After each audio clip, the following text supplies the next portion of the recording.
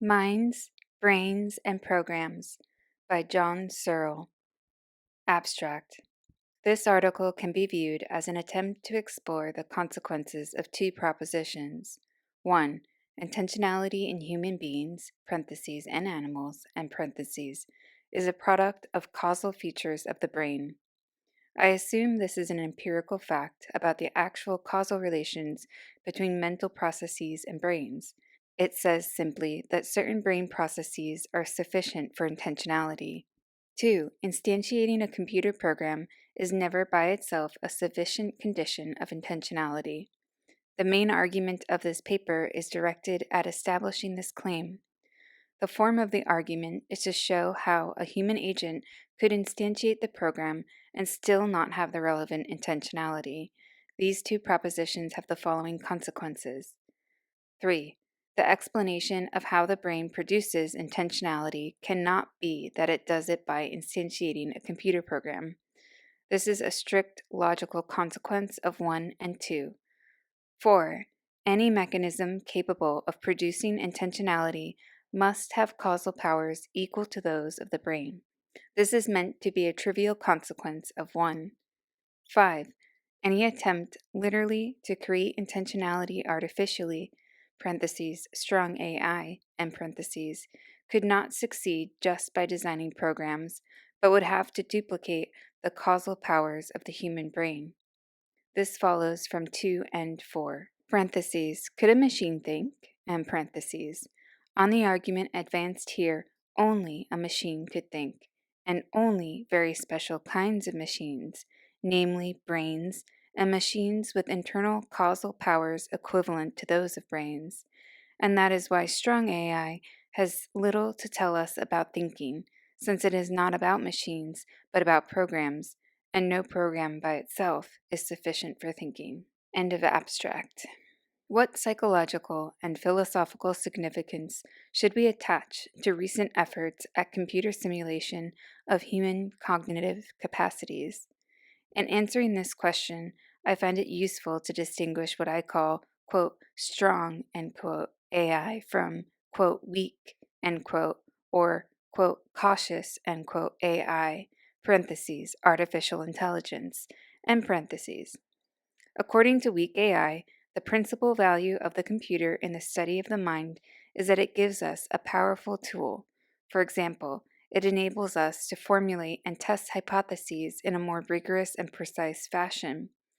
But according to strong AI, the computer is not merely a tool in the study of the mind. Rather, the appropriately programmed computer really is a mind, in the sense that computers, given the right programs, can be literally said to understand and have other cognitive states. In strong AI, because the programmed computer has cognitive states, the programs are not mere tools that enable us to test psychological explanations. Rather, the programs are themselves the explanations. I have no objection to the claims of weak AI, at least as far as this article is concerned. My discussion here will be directed at the claims I have defined as those of strong AI, specifically the claim that the appropriately programmed computer literally has cognitive states and that the programs thereby explain human cognition. When I hereafter refer to AI, I have in mind the strong version as expressed by these two claims. I will consider the work of Roger Schenck and his colleagues at Yale (Schenck and Abelson, 1977), because I am more familiar with it than I am with any other similar claims, and because it provides a very clear example of the sort of work I wish to examine. But nothing that follows depends upon the details of Schenck's programs. The same arguments would apply to Wingrad's SHRDLU, Winograd, 1973, end of parentheses, Weizenbaum's ELIZA, ELIZA, parentheses, Weizenbaum, 1965, end parentheses, and indeed any Turing machine simulation of human mental phenomena. Very briefly, and leaving out the various details, one can describe Schenck's program as follows. The aim of the program is to simulate the human ability to understand stories. It is characteristic of human beings' story understanding capacity that they can answer questions about the story, even though the information that they give was never explicitly stated in the story. Thus, for example, suppose you are given the following story. Quote, a man went into a restaurant and ordered a hamburger. When the hamburger arrived, it was burned to a crisp, and the man stormed out of the restaurant angrily, without paying for the hamburger or leaving a tip. End quote.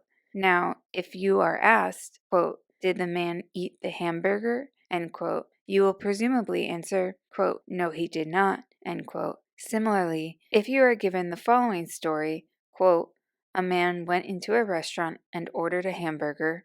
When the hamburger came, he was very pleased with it, and as he left the restaurant, he gave the waitress a large tip before paying his bill. End quote. And you are asked the question, quote, did the man eat the hamburger? End quote. You will presumably answer, quote, yes, he ate the hamburger.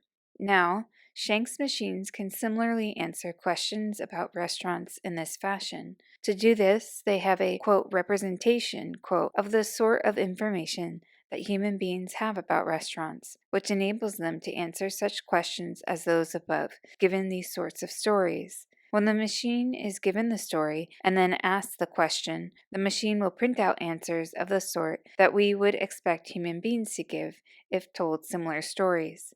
Partisans of strong AI claim that in this question and answer sequence, the machine is not only simulating a human ability, but also 1. That the machine can literally be said to understand the story and provide the answers to questions, and 2. That what the machine and its program do explains the human ability to understand the story and answer questions about it. Both claims seem to me to be totally unsupported by Shank's work, as I will attempt to show in what follows. One way to test any theory of the mind is to ask oneself what it would be like if my mind actually worked on the principles that the theory says all minds work on. Let us apply this test to the Shank program with the following Gedanken experiment. Suppose that I'm locked in a room and given a large batch of Chinese writing. Suppose, furthermore, parentheses, as is indeed the case, and parentheses, that I know no Chinese, either written or spoken, and that I am not even confident that I could recognize Chinese writing as Chinese writing distinct from, say, Japanese writing or meaningless squiggles. To me, Chinese writing is just so many meaningless squiggles.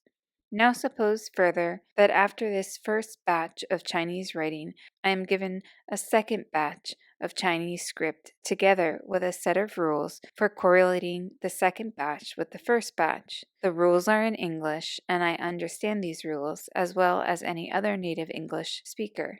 They enable me to correlate one set of formal symbols with another set of formal symbols, and all that, quote, formal end quote, means here is that I can identify the symbols entirely by their shapes. Now suppose also that I am given a third batch of Chinese symbols, together with some instructions, again in English, that enable me to correlate elements of this third batch with the first two batches. And these rules instruct me how to give back certain Chinese symbols with certain sorts of shapes in response to certain sorts of shapes given me in the third batch. Unknown to me, the people who are giving me all of these symbols call the first batch, quote, a script, end quote. They call the second batch a, quote, story, end quote. And they call the third batch, quote, questions, end quote. Furthermore, they call the symbols I give them back in response to the third batch, quote, answers to the questions, end quote. And the set of rules in English that they gave me, they call, quote, the program, end quote. Now, just to complicate the story a little, imagine that these people also give me stories in English, which I understand, and they then ask me questions in English about these stories.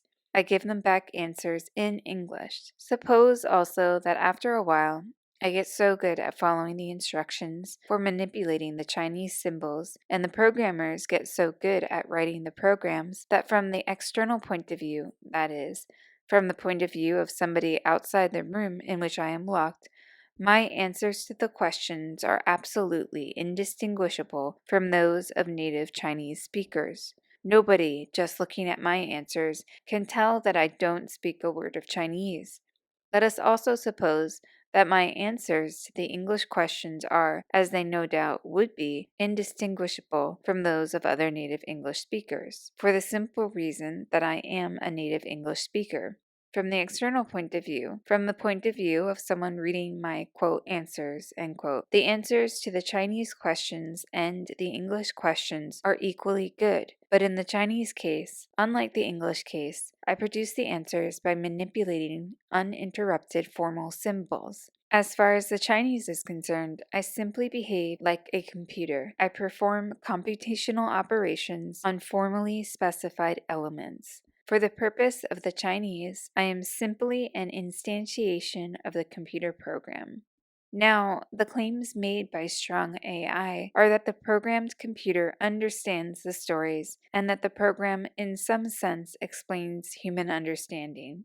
But we are now in a position to examine these claims in light of our thought experiment. 1. As regards the first claim, it seems to me quite obvious in the example that I do not understand a word of Chinese stories. I have inputs and outputs that are indistinguishable from those of the native Chinese speaker, and I can have any formal program you like, but I still understand nothing. For the same reasons, Shank's computer understands nothing of any stories, whether in Chinese, English, or whatever, since in the Chinese case, the computer is me, and in cases where the computer is not me, the computer has nothing more than I have in the case where I understand nothing. Number 2. As regards the second claim, that the program explains human understanding, we can see that the computer and its program do not provide sufficient conditions of understanding, since the computer and the program are functioning and there is no understanding. But does it even provide a necessary condition or a significant contribution to understanding? What I am doing is exactly the same, or perhaps more of the same, as what I was doing in manipulating the Chinese symbols. It is simply more formal symbol manipulation that distinguishes the case in English, where I do understand, from the case in Chinese, where I don't. I have not demonstrated that this claim is false, but it would certainly appear an incredible claim in the example. Such plausibility as the claim has derives from the supposition that we can construct a program that will have the same inputs and outputs as native speakers. And in addition, we assume that speakers have some level of description where they are also instantiations of a program. On the basis of these two assumptions, we assume that even if Shank's program isn't the whole story about understanding, it may be part of the story. Well, I suppose that is an empirical possibility, but not the slightest reason has so far been given to believe that it is true, since what is suggested, though certainly not demonstrated, by the example is that the computer program is simply irrelevant to my understanding of the story. In the Chinese case, I have everything that artificial intelligence can put into me by way of a program, and I understand nothing. In the English case, I understand everything, and there is so far no reason at all to suppose that my understanding has anything to do with computer programs, that is, with computational operations on purely formally specified elements. As long as a program is defined in terms of computational operations on purely formally defined elements, what the example suggests is that these by themselves have no interesting connection with understanding. They are certainly not sufficient conditions, and not the slightest reason has been given to suppose that they are necessary conditions, or even that they make a significant contribution to understanding. Notice that the force of the argument is not simply that different machines can have the same input and output while operating on different formal principles. That is not the point at all. Rather, whatever purely formal principles you put into the computer, they will not be sufficient for understanding, since a human will be able to follow the formal principles without understanding anything. no reason whatever has been offered to suppose that such principles are necessary or even contributory, since no reason has been given to suppose that when I understand English, I am operating with any formal program at all. Well then, what is it that I have in the case of the English sentences that I do not have in the case of the Chinese sentences? The obvious answer is that I know what the former mean, while I haven't the faintest idea what the latter mean. But in what does this consist, and why couldn't we give it to a machine, whatever it is? I will return to this question later, but first I want to continue with the example. I have had the occasions to present this example to several workers in artificial intelligence, and interestingly, they do not seem to agree on what the proper reply to it is. I get a surprising variety of replies, and in what follows, I will consider the most common of these, parentheses, specified along with their geographic origins, end parentheses. But first, I want to block some common misunderstandings about, quote, understanding, end quote. In many of these discussions, one finds a lot of fancy footwork about the word, quote, understanding. My critics point out that there are many different degrees of understanding, that, quote, understanding, end quote, is not a simple two-place predicate, that there are even different kinds and levels of understanding, and even the law of excluded middle doesn't even apply in a straightforward way to statements of the form, quote, X understands Y, end quote, that in many cases it is a matter for decision and not a simple matter of fact, whether X understands Y, and so on. To all of these points I want to say, of course, but they have nothing to do with the points at issue. There are clear cases in which, quote, understanding, end quote, literally applies, and clear cases in which it does not apply, and these two sorts of cases are all I need for this argument. I understand stories in English. To a lesser degree, I can understand stories in French. To a still lesser degree, stories in German. And in Chinese, not at all. My car and my adding machine, on the other hand, understand nothing. They are not in that line of business. We often attribute, quote, understanding, end quote, and other cognitive predicates by metaphor and analogy to cars, adding machines, and other artifacts, but nothing is proved by such attributions. We say, quote, the door knows when to open because of its photoelectric cell, end quote. Quote, the adding machine knows how, parentheses, understands how, is able, end parentheses, to do addition and subtraction, but not division, end quote. And, quote, the thermostat perceives changes in the temperature, end quote. The reason we make these attributions is quite interesting, and it has to do with the fact that in artifacts we extend our own intentionality. Our tools are extensions of our purposes. And so we find it natural to make metaphorical attributions of intentionality to them. But I take it no philosophical ice is cut by such examples. The sense in which an automatic door, quote, understands instructions, end quote, from its photoelectric cell is not at all the sense in which I understand English. If the sense in which Shank's programmed computers understand stories is supposed to be the metaphorical sense in which the door understands, and not the sense in which I understand English, the issue would not be worth discussing. But Newell and Simon (1963) write that the kind of cognition they claim for computers is exactly the same as for human beings. I like the straightforwardness of this claim, and it is the sort of claim I will be considering. I will argue that in the literal sense, the programmed computer understands what the car and the adding machine understand, namely, exactly nothing. The computer understanding is not just parentheses, like my understanding of a German, and parentheses, partial or incomplete. It is zero.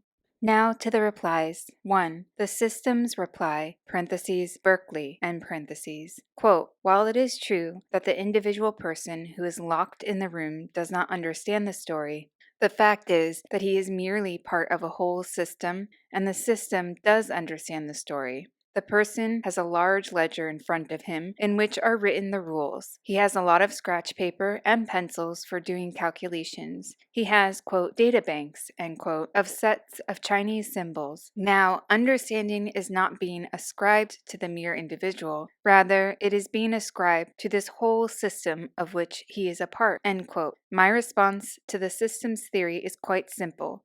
Let the individual internalize all of these elements of the system. He memorizes the rules in the ledger and the data banks of Chinese symbols, and he does all the calculations in his head. The individual then incorporates the entire system. There isn't anything at all to the system that he does not encompass. We can even get rid of the room and suppose he works outdoors. All the same, he understands nothing of the Chinese, and a fortiori, neither does the system, because there isn't anything in the system that isn't in him. If he doesn't understand, then there is no way the system could understand, because the system is just a part of him.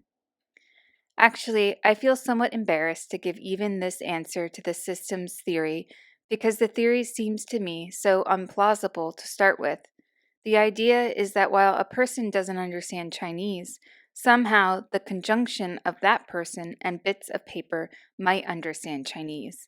It is not easy for me to imagine how someone who was not in the grip of an ideology would find the idea at all plausible.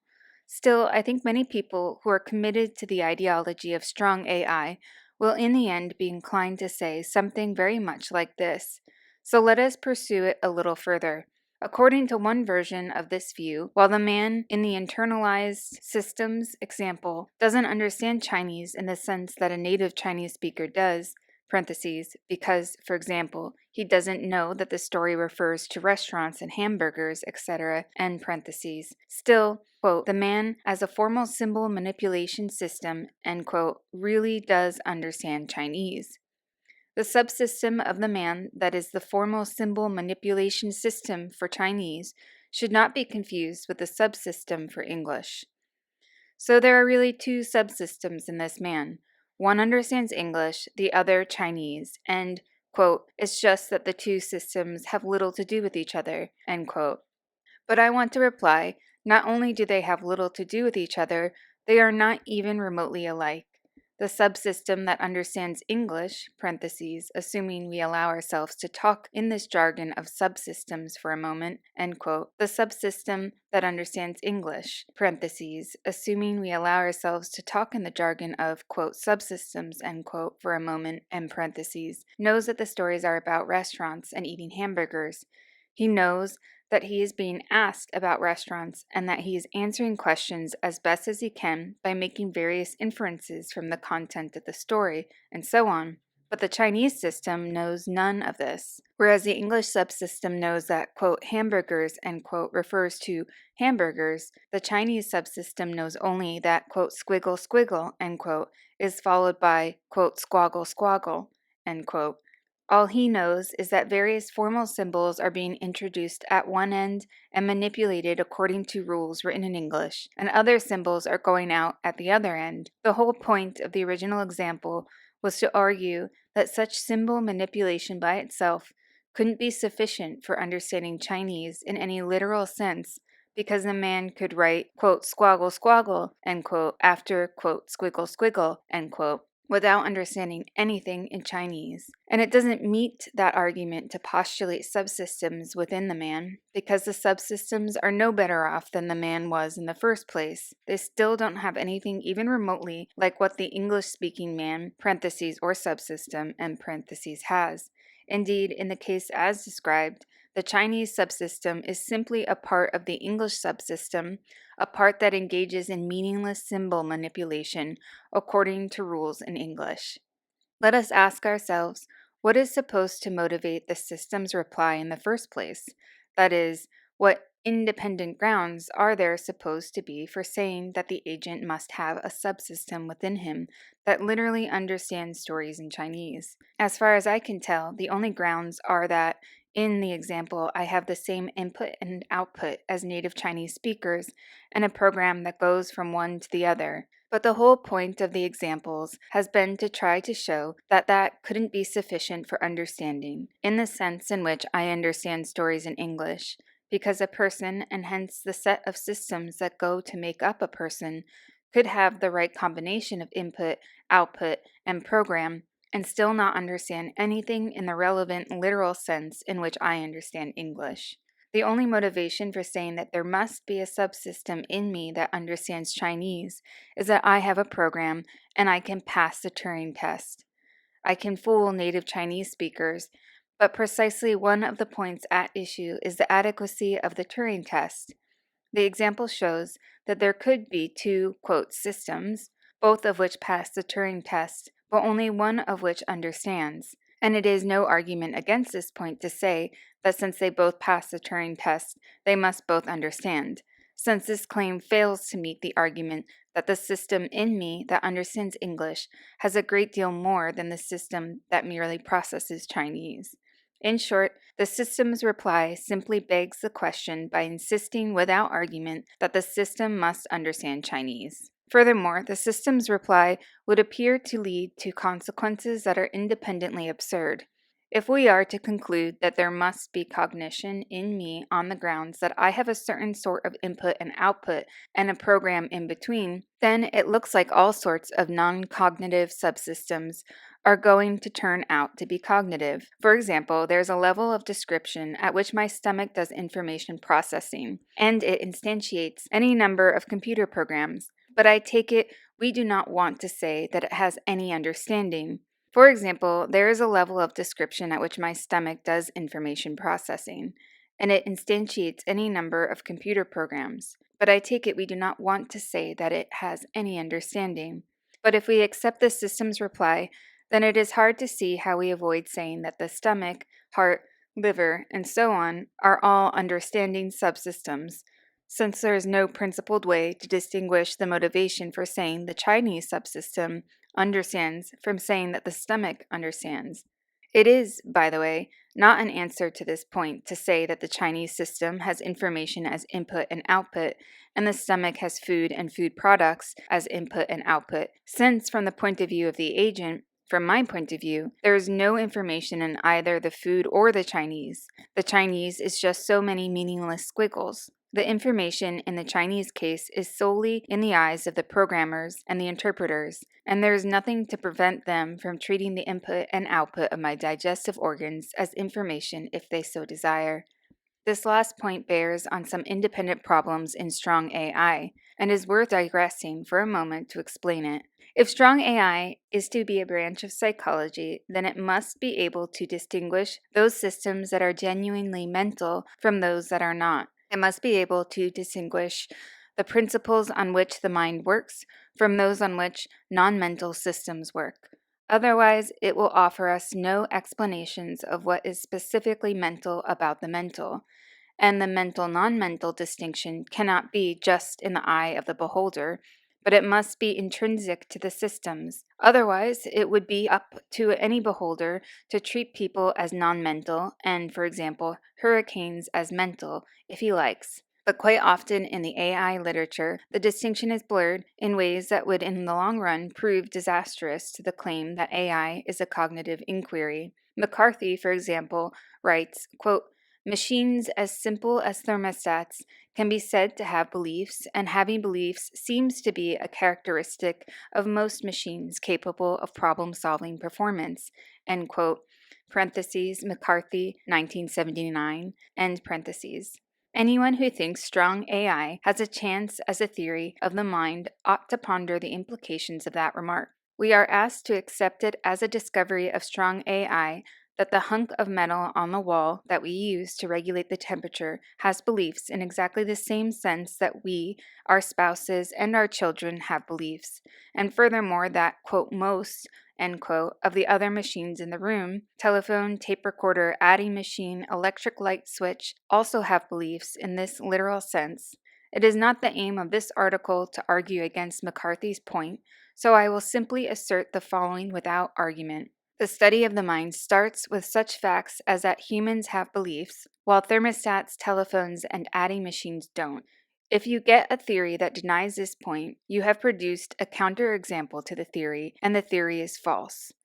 One gets the impression that people in AI who write this sort of thing think they can get away with it because they don't really take it seriously, and they don't think anyone else will either.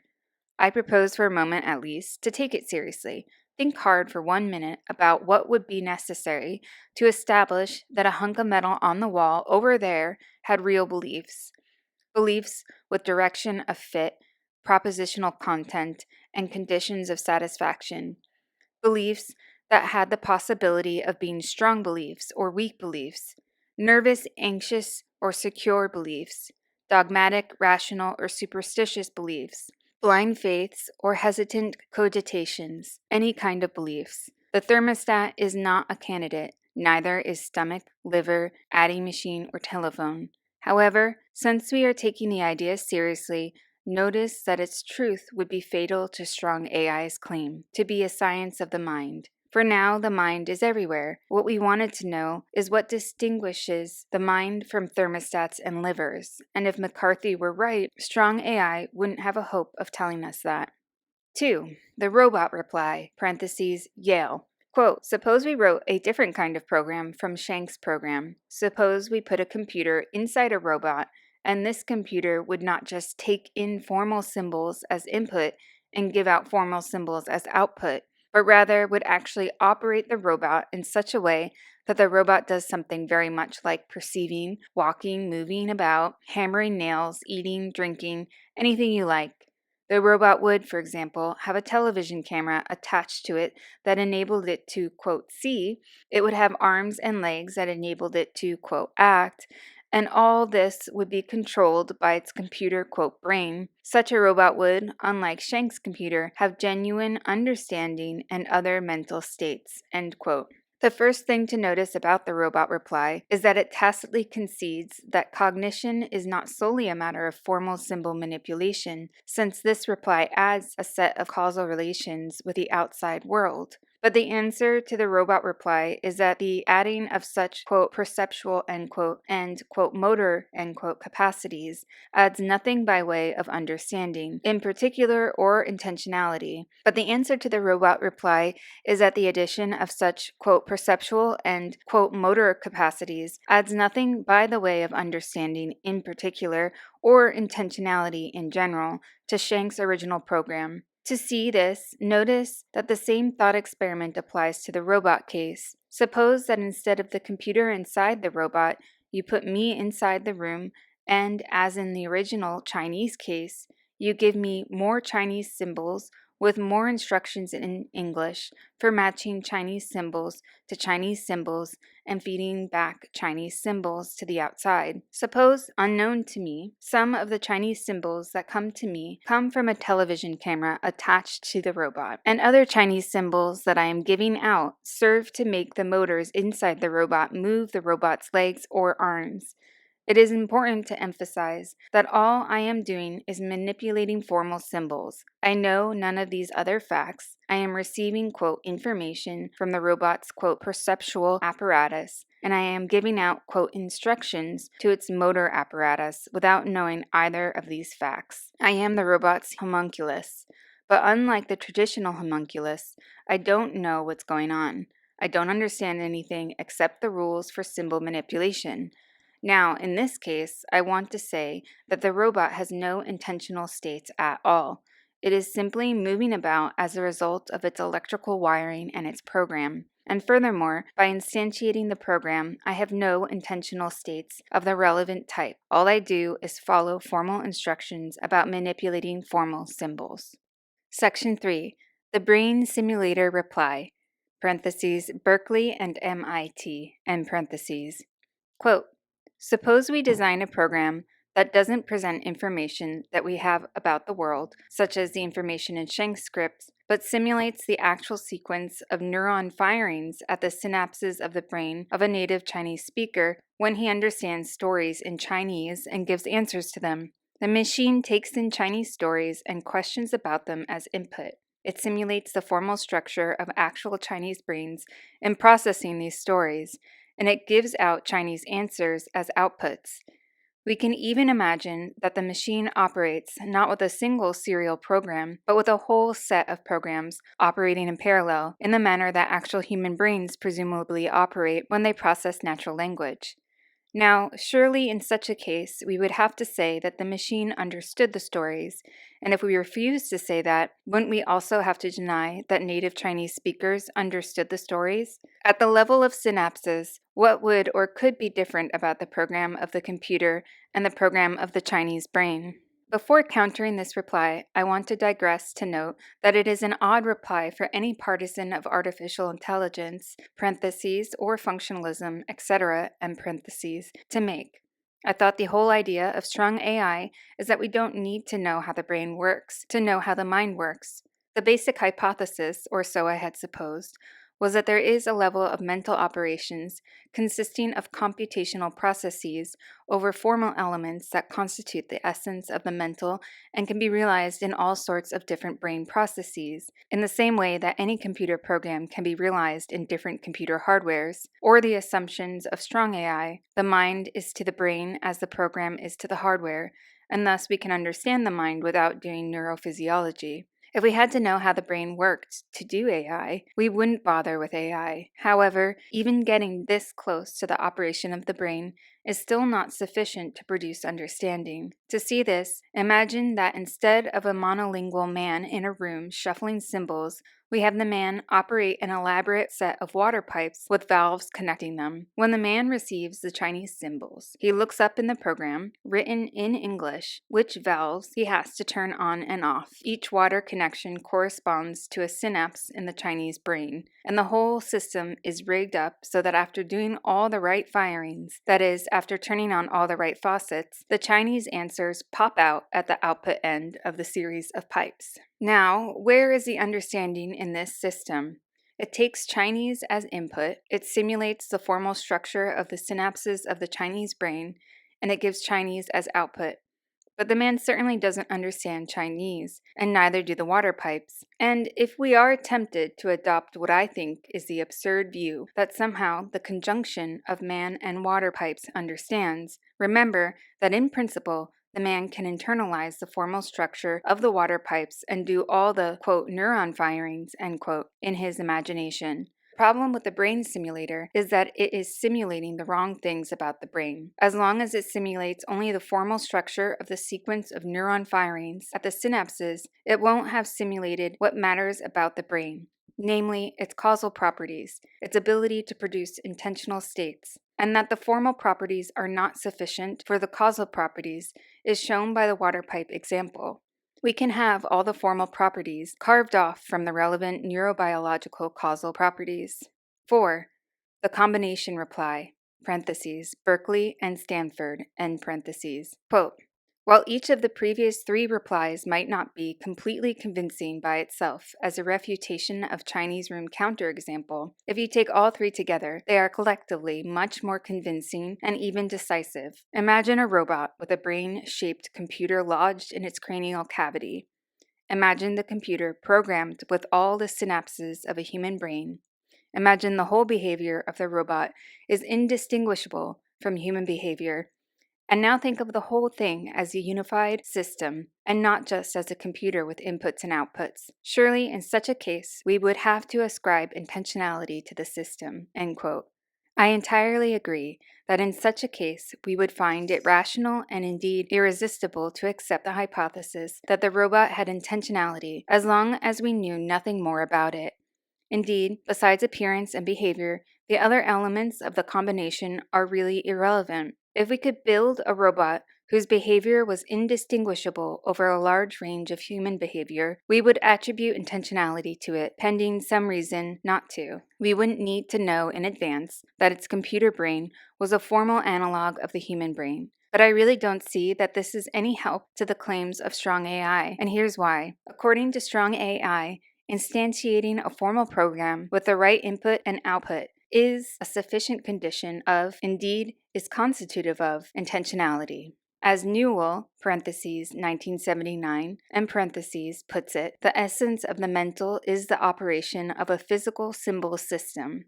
But the attributions of intentionality that we make to the robot in this example have nothing to do with formal programs. They are simply based on the assumption that if the robot looks and behaves sufficiently like us, then we would suppose, until proven otherwise, that it must have mental states like ours that cause and are expressed by its behavior, and it must have an inner mechanism capable of producing such mental states. If we knew independently how to account for its behavior without such assumptions, we would not attribute intentionality to it, especially if we knew it had a formal program. And this is precisely the point of my earlier reply to objection 2. Suppose we knew that the robot's behavior was entirely accounted for by the fact that a man inside it was receiving uninterrupted formal symbols from the robot's sensory perceptors and sending out uninterrupted formal symbols to its motor mechanisms, and the man was doing this symbol manipulation in accordance with a bunch of rules. Furthermore, suppose the man knows none of these facts about the robot. All he knows is which operations to perform on which meaningless symbols. In such a case, we would regard the robot as an ingenious mechanical dummy. The hypothesis that the dummy has a mind would now be unwarranted and unnecessary, for there is now no longer any reason to ascribe intentionality to the robot or to the system of which it is a part, except of course for the man's intentionality in manipulating the symbols, The formal symbol manipulations go on, the input and output are correctly matched, but the only real locus of intentionality is the man, and he doesn't know any of the relevant intentional states. He doesn't, for example, see what comes into the robot's eyes, he doesn't intend to move the robot's arm, and he doesn't understand any of the remarks made to or by the robot, nor, for the reasons stated earlier, does the system of which man and robot are a part. To see this point, contrast this case with cases in which we find it completely natural to ascribe intentionality to members of certain other primate species, such as apes and monkeys, and to domestic animals such as dogs. The reason we find it natural are roughly two. We can't make sense of the animal's behavior without the ascription of intentionality, and we can see that the beasts are made of similar stuff to ourselves. That is, an eye, that a nose, this is its skin, and so on. Given the coherence of the animal's behavior and the assumption of the same causal stuff underlying it, we assume both that the animal must have mental states underlying its behavior and that the mental states must be produced by mechanisms made out of the stuff that is like our stuff. We would certainly make similar assumptions about the robot unless we have some reason not to. But as soon as we knew the behavior was the result of a formal program and that the actual causal properties of the physical substance were irrelevant, we would abandon the assumption of intentionality. There are two other responses to my example that come up frequently, and so are worth discussing, but really miss the point. 5. The other mind's reply, Yale, quote, how do you know that other people understand Chinese or anything else? Only by their behavior. Now the computer can pass the behavioral tests as well as they can, in principle, So if you are going to attribute cognition to other people, you must in principle also attribute it to computers, end quote. This objection really is only worth a short reply.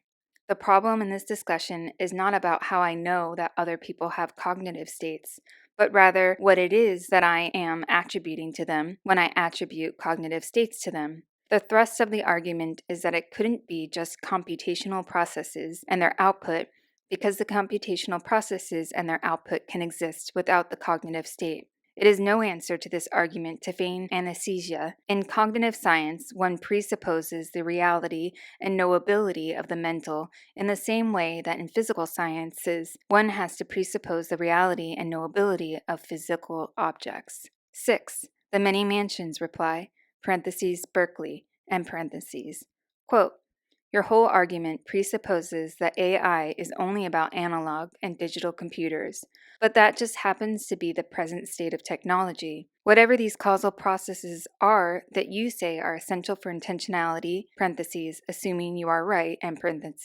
eventually we will be able to build devices that have these causal processes, and that will be artificial intelligence. So your arguments are in no way directed at the ability of artificial intelligence to produce and explain cognition, end quote. I really have no objection to this reply, save to say that it in effect trivializes the project of strong AI by redefining it as whatever artificially produces and explains cognition. The interest of the original claim, made on behalf of artificial intelligence, is that it was a precise, well-defined thesis. Mental processes are computational processes over formally defined elements. I have been concerned to challenge that thesis. If the claim is redefined so that it is no longer that thesis, my objections no longer apply because there is no longer a testable hypothesis for them to apply to. Let us now return to the question I promised I would try to answer. Granted that in my original example, I understand the English and I do not understand the Chinese, and granted therefore that the machine doesn't understand either English or Chinese, still there must be something about me that makes it the case that I understand English, and a corresponding something lacking in me that makes it the case that I fail to understand Chinese. Now why couldn't we give those somethings, whatever they are, to a machine? I see no reason in principle why we couldn't give a machine the capacity to understand English or Chinese, since, in an important sense, our bodies with our brains are precisely such machines. But I do see very strong arguments for saying that we could not give such a thing to a machine where the operation of the machine is defined solely in terms of computational processes over formally defined elements. That is, where the operation of the machine is defined as an instantiation of a computer program. It is not because I am the instantiation of a computer program that I am able to understand English and of other forms of intentionality, parentheses. I am, I suppose, the instantiation of any number of computer programs, end parentheses. But as far as we know, it is because I am a certain sort of organism with a certain biological, parentheses, i.e. chemical and physical, end parentheses, structure, and this structure, under certain conditions, is causally capable of producing perception, action, understanding, learning, and other intentional phenomena. And part of the point of the present argument is that only something that had those causal powers could have that intentionality. Perhaps other physical and chemical processes could produce exactly these effects. Perhaps, for example, Martians also have intentionality, but their brains are made of different stuff. That is an empirical question, rather like the question whether photosynthesis can be done by something with a chemistry different from that of chlorophyll. But the main point of the present argument is that no purely formal model will ever be sufficient by itself for intentionality, because the formal properties are not by themselves constitutive of intentionality, and they have by themselves no causal powers except the power, when instantiated, to produce the next stage of the formalism when the machine is running. And any other causal properties that particular realizations of the formal model have are irrelevant to the formal model, because we can always put the same formal model in a different realization where those causal properties are obviously absent. Even if, by some miracle, Chinese speakers exactly realize Shang's program, we can put the same program in English speakers, water pipes, or computers, none of which understand Chinese, the program notwithstanding. What matters about brain operation is not the formal shadow cast by the sequence of synapses, but rather the actual properties of the sequences. All the arguments for the strong version of artificial intelligence that I have seen insist on drawing an outline around the shadows cast by cognition and then claiming that the shadows are the real thing. By way of concluding, I want to try to state some of the general philosophical points implicit in the argument. For clarity, I will try to do it in a question and answer fashion, and I begin with the old chestnut of a question. Quote, could a machine think? End quote. The answer is, obviously, yes. We are precisely such machines. Quote, yes, but could an artifact, a man-made machine, think? End quote. Assuming it is possible to produce artificially a machine with a nervous system, neurons with axons and dendrites, and all the rest of it sufficiently like ours, again, the answer to the question seems to be obviously yes. If you can exactly duplicate the causes, you could duplicate the effects. And indeed, it might be possible to produce consciousness, intentionality, and all the rest of it using some other sort of chemical principle than those that human beings use. It is, as I said, an empirical question. Quote, okay, but could a digital computer think? End quote. If by, quote, digital computer, end quote, we mean anything at all that has a level of description where it can correctly be described as the instantiation of a computer program, Then again, the answer is, of course, yes, since we are the instantiations of any number of computer programs, and we can think. Quote, but could something think, understand, and so on solely in virtue of being a computer with the right sort of program? Could instantiating a program, the right program of course, by itself be a sufficient condition of understanding? End quote. This, I think, is the right question to ask, though it is usually confused with one or more of the earlier questions, and the answer to it is no. Quote, why not? End quote. Because the formal symbol manipulations by themselves don't have any intentionality. They are quite meaningless. They aren't even symbol manipulations, since the symbols don't symbolize anything. In the linguistic jargon, they have only a syntax but no semantics. Such intentionality as computers appear to have is solely in the minds of those who program them and those who use them, those who send in the input and those who interpret the output.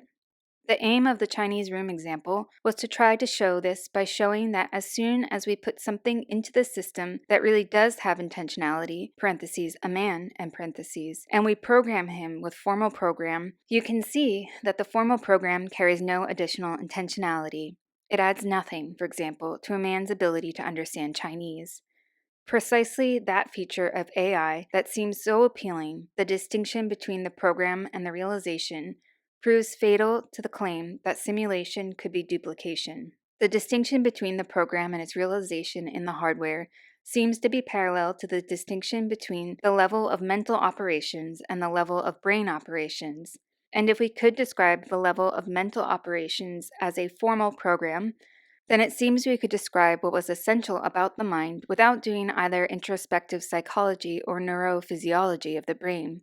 But the equation, quote, mind is to brain as program is to hardware, end quote, breaks down at several points, among them the following three. First, the distinction between program and realization has the consequence that the same program could have all sorts of crazy realizations that had no form of intentionality. Weizenbaum, parentheses, 1976, Chapter 2, and parentheses, for example, shows in detail how to construct a computer using a roll of toilet paper and a pile of small stones. Similarly, the Chinese story understanding program can be programmed into a sequence of water pipes, a set of wind machines, or a monolingual English speaker, none of which thereby acquires an understanding of Chinese. Stones, toilet paper, wind, and water pipes are the wrong kind of stuff to have intentionality in the first place. Only something that has the same causal powers as brains can have intentionality. And though the English speaker has the right kind of stuff for intentionality, you can easily see that he doesn't get any extra intentionality by memorizing the program, since memorizing it won't teach him Chinese. Second, the program is purely formal, but the intentional states are not in that way formal. They are defined in terms of their content, not their form. The belief that it is raining, for example, is not defined as a certain formal shape, but as a certain mental content with conditions of satisfaction, a direction of fit, parentheses, see Searle, 1979, and parentheses, and the like. Indeed, the belief as such hasn't even got a formal shape in this syntactic sense, since one and the same belief can be given an indefinite number of different syntactic expressions in different linguistic systems. Third, as I mentioned before, mental states and events are literally a product of the operation of the brain, but the program is not in that way a product of the computer. Quote, well, if programs are in no way constitutive of mental processes, why have so many people believed in the converse that at least needs some explanation, end quote. I don't really know the answer to that one. The idea that computer simulations could be the real thing ought to have seemed suspicious in the first place, because the computer isn't confined to simulating mental operations by any means. No one supposes that computer simulations of a fire alarm fire will burn the neighborhood down, or that a computer simulation of a rainstorm will leave us all drenched. Why on earth would anyone suppose that a computer simulation of understanding actually understood anything? It is sometimes said that it would be frightfully hard to get computers to feel pain or fall in love, but love and pain are neither harder nor easier than cognition or anything else. For simulation, all you need is the right input and output and a program in the middle that transforms the former into the latter. That is all the computer has for anything it does. To confuse simulation with duplication is the same mistake, whether it is pain, love, cognition, fires, or rainstorms. Still, there are several reasons why AI must have seemed, and to many people perhaps still does seem, in some way to reproduce and thereby explain mental phenomena, and I believe we will not succeed in removing these illusions until we have fully exposed the reasons that give rise to them. First, and perhaps most important, is a confusion about the notion of, quote, information processing, end quote. Many people in cognitive science believe the human brain, with its mind, does something called, quote, information processing, end quote, and analogously, the computer, with its program, does information processing.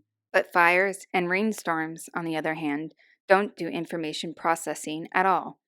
Thus, though the computer can simulate the formal features of any process whatever, it stands in a special relation to the mind and brain because when the computer is properly programmed, ideally with the same program as the brain, the information processing is identical in the two cases, and this information processing is really the essence of the mental. But the trouble with this argument is that it rests on an ambiguity in the notion of, quote, information. In the sense in which people, quote, process information, end quote, when they reflect, say, on problems in arithmetic or when they read and answer questions about stories, the programmed computer does not do, quote, information processing, end quote. Rather, what it does is manipulate formal symbols. The fact that the programmer and the interpreter of the computer output use the symbols to stand for objects in the world is totally beyond the scope of the computer. The computer, to repeat, has a syntax but no semantics. Thus, if you type into the computer, quote, 2 plus 2 equals, question mark, end quote, it will type out, quote, 4, end quote, but it has no idea that, quote, 4, end quote, means 4, or that it means anything at all. And the point is not that it lacks some second-order information about the interpretation of its first-order symbols, but rather that its first-order symbols don't have any interpretations as far as the computer is concerned. All the computer has is more symbols. The introduction of the notion of, quote, information processing, end quote, therefore produces a dilemma. Either we construe the notion of, quote, information processing, end quote, in such a way that it implies intentionality as part of the process, or we don't. If the former, then the programmed computer does not do information processing. It only manipulates formal symbols. If the latter, then, though the computer does information processing, it is only doing so in the sense in which adding machines, typewriters, stomachs, thermostats, rainstorms, and hurricanes do information processing. Namely, they have a level of description at which we can describe them as taking information in at one end, transforming it, and producing information as output. But in this case, it is up to outside observers to interpret the input and output as information in the ordinary sense, and no similarity is established between the computer and the brain in terms of any similarity of information processing. Second, in much of AI, there is a residual behaviorism or operationalism, since appropriately programmed computers can have input-output patterns similar to those of human beings, and we are tempted to postulate mental states in the computers similar to human mental states. But once we see that it is both conceptually and empirically possible for a system to have human capacities in some realm without having any intentionality at all, we should be able to overcome this impulse. My desk adding machine has calculating capacities, but no intentionality. And in this paper, I have tried to show that a system could have input and output capabilities that duplicate those of a native Chinese speaker and still not understand Chinese, regardless of how it was programmed. The Turing test is typical of the tradition in being unashamedly behavioristic and operationalistic, and I believe that if AI workers totally repudiated behaviorism and operationalism, much of the confusion between simulation and duplication would be eliminated. Third, this residual operationalism is joined to a residual form of dualism. Indeed, strong AI only makes sense given the dualistic assumption that where the mind is concerned, the brain doesn't matter. In strong AI, parentheses, and in functionalism as well, end parentheses, What matters are programs, and programs are independent of their realization in machines. Indeed, as far as AI is concerned, the same program could be realized by an electronic machine, a Cartesian mental substance, or a Hegelian world spirit. The single most surprising discovery that I have made in discussing these issues is that many AI workers are quite shocked by my idea that actual human mental phenomena might be dependent on actual physical chemical properties of actual human brains. But if you think about it a minute, you can see that I should not have been surprised, for unless you accept some form of dualism, the strong AI project hasn't got a chance. The project is to reproduce and explain the mental by designing programs, but unless the mind is not only conceptually, but empirically independent of the brain, you couldn't carry out the project, for the program is completely independent of any realization. Unless you believe that the mind is separable from the brain, both conceptually and empirically, dualism in a strong form, you cannot hope to reproduce the mental by writing and running programs, since programs must be independent of brains or any other particular forms of instantiation. If mental operations consist in computational operations on formal symbols, then it follows that they have no interesting connection with the brain. The only connection would be that the brain just happens to be one of the indefinitely many types of machines capable of instantiating the program. This form of dualism is not the traditional Cartesian variety that claims there are two sorts of substances, but it is Cartesian in the sense that it insists that what is specifically mental about the mind has no intrinsic connection with the actual properties of the brain. This underlying dualism is masked from us by the fact that AI literature contains frequent fulminations against, quote, dualism, end quote. What the authors seem to be unaware of is that their position presupposes a strong version of dualism. Quote, could a machine think? End quote.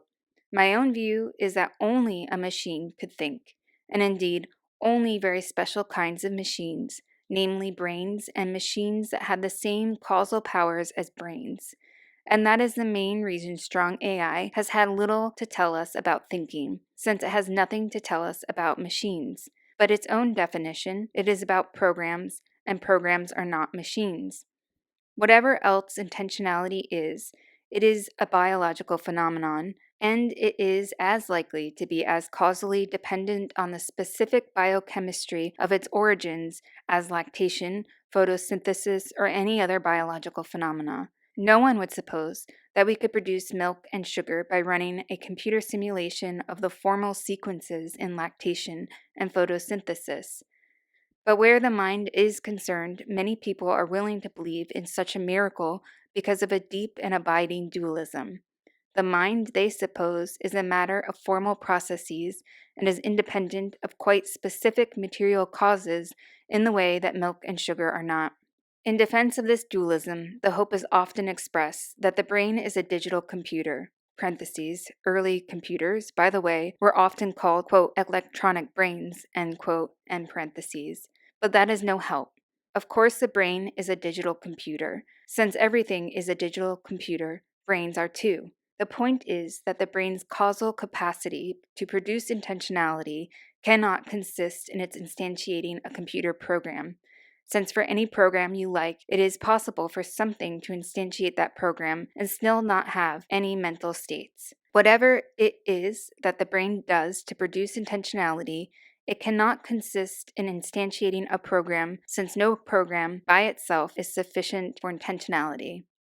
Acknowledgements. I am indebted to a rather large number of people for discussion of these matters and for their patient attempts to overcome my ignorance of artificial intelligence. I would especially like to thank Ned Block, Hubert Dreyfus, John Hogland, Roger Schenck, Robert Walensky, and Terry Winograd.